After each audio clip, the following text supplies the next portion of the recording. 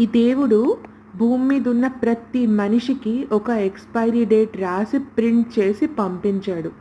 ఈ భూమి మీద ఉన్నంత కాలం ఒక మనిషి బతకాల్సిందే. దేవుడు మిమ్మల్ని పైకి పిలిచేంత వరకు మీరెంత ప్రయత్నించినా పైకి వెళ్ళలేరు. అలానే మీ టైం అయిపోయిన తర్వాత మీరెంత ఉండాలని అనుకున్నా మీరు భూమి మీద ఉండలేరు. కాబట్టి భూమి మీద ఉన్నంతసేపు మీ లైఫ్ స్పాన్ అంతా ఎందుకు పాజిటివ్గా, ఎందుకు మోటివేటెడ్గా ఉండకూడదు? ఎందుకు మీకున్న చిన్న లైఫ్ స్పాన్ని మీ లైఫ్లో మంచి పనులు చేయడానికి వాడకూడదు?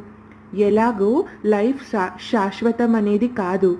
కాబట్టి ఆ ఉన్న చిన్న లైఫ్ని ఎందుకు వేరే వాళ్ళ మంచి కోసం వాడకూడదు? మనని మనం better హ్యూమన్స్గా మార్చుకోకూడదు? Just think about it. Friends, please subscribe, like and share the channel.